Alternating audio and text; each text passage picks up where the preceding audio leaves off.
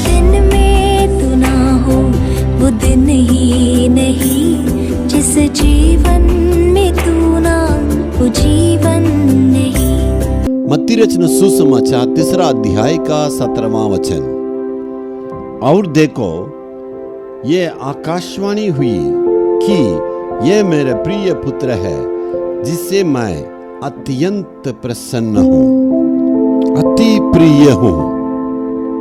प्रभु यीशु मसीह बपतिस्मा लेके जब नदी से निकल रहे थे, पिता परमेश्वर एक अद्भुत गवाही को दिया है, ये मेरे प्रिय पुत्र है, इसमें अति प्रसन्न हूं। प्रभु यीशु में क्यों इतना प्रियता पिता?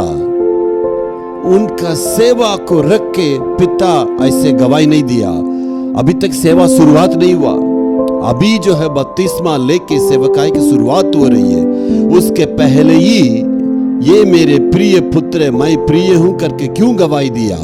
सेवा को रख के नहीं, यीशु मसीह का 30 साल तक यीशु की जीवन को देखकर वो कहता है। हालेलुया।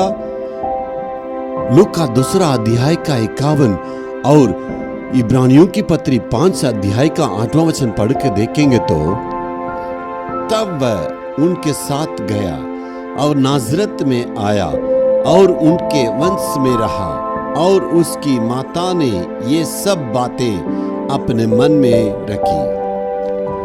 नाजरत में आके माँ बाप के आधीन में रहा। वो सर्वशक्तिमान परमेश्वर, सारा अधिकार उनके पास है। 12 उम्र में ही जो है बाइबल की सारी बातों को जान के याजकों से तर्क वितर्क किया। बाइबल में इतना जानकारी है, सारी बुद्धि जानकारी है, परमेश्वर से भेजा हुआ है। सारी बातें जानने के बावजूद भी साधारण गरीब माँ बाप के लिए आज्ञाकारी महान रहा, विश्वास योग्य रहा। साधारण बढ़ाई मेस्त्री के लिए, गरीब माँ बाप के लिए वो आज्ञा मान कर रहा। इब्रानियों 5 के 8वां वचन का पढ़ के देखेंगे। और पुत्र होने पर भी उसने दुख उठा उठाकर आज्ञा माननी सीखी। आज्ञाकारी बनने के चलते दुख उठाया। बचपन से जो जीवन जिया, ये सारे लोग इसको देखा था। इसलिए वो कहता है, यीशु अपने जीवन में 100% तक यीशु पवित्र रहा। हालेलुया। इसलिए वचन कहता है यूहन्ना 8 अध्याय का 46वां वचन में, क्या मुझसे कोई कह सकता है मैं दोषी हूं?